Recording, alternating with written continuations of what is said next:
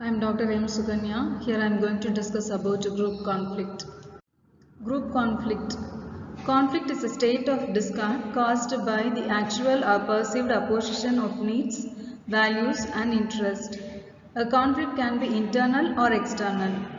Conflict explains many aspects of social life such as social disagreement, conflict of interest and fight between individuals, groups or organizations.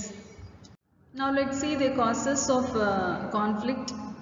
Conflict can be caused due to different factors. Like for example, if individuals or groups, if there are two groups or individuals or any organizations are there, then conflict may be taken place due to the following reasons. They are differences in perception, excessive competition, differences in goals, interdependence of tasks, habit patterns, personal characteristics, ill-defined authority, responsibility, relationships.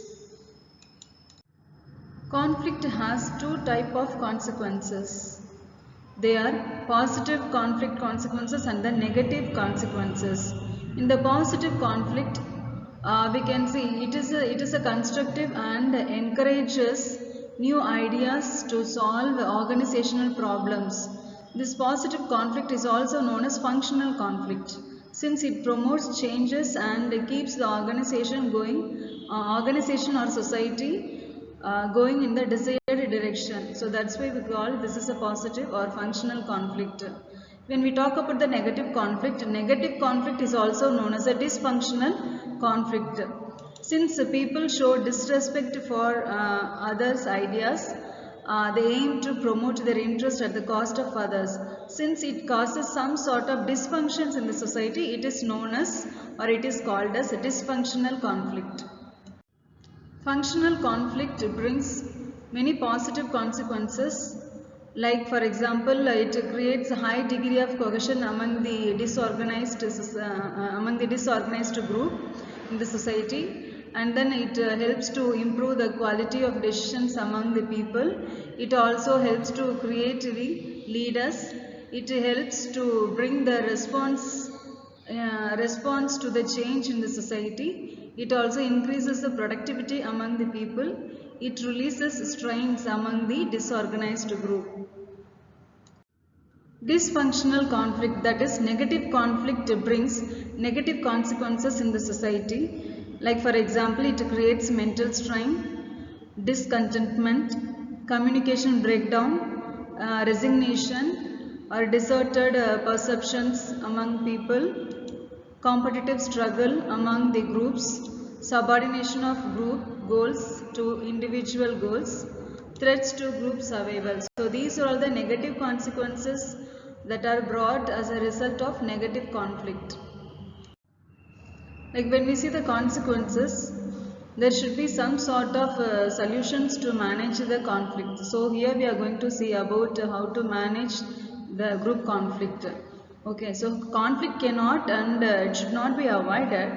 There is always an optimum level of conflict which the societal performance is the highest. When the level of conflict is low, the society will not be adaptive to change. So this threatens its long run survival.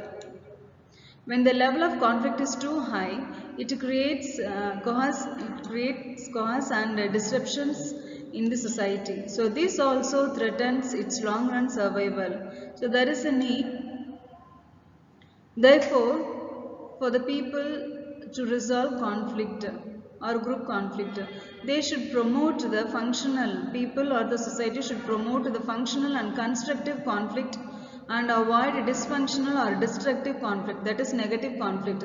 So here are certain ways are there to manage the group conflict. They are the first one is stimulation of functional conflict. So we can encourage the functional conflict. We can encourage the conflict that can help for the construction of the social interaction or social relationship in the society. Then the next one is resolution of dysfunctional conflict.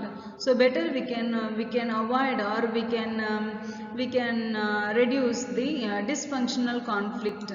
Then next one is avoidance. So better we can avoid the situations which may create some sort of disorganization in the society. Next, we can collaborate the people of different group or different category, that would help to avoid the group conflict. Then compromise. So two groups can be compromised to reduce the conflict level in the society. Then competition. Competition also may create some sort of solidarity in the society among different groups. And then accommodation. So one group can surrender or can accept the things. So through that also we can avoid the group conflict. So these are all the ways to manage. These are all the ways that we can manage the group conflict. I hope this video could have helped you to understand the concept of group conflict, and then what are all the positive conflict or the functional conflict are there, and then what are all the negative conflict or dysfunctional conflict are there, then factors which are responsible for both positive and negative conflicts, and then how can we manage those group conflict through different means. Thank you.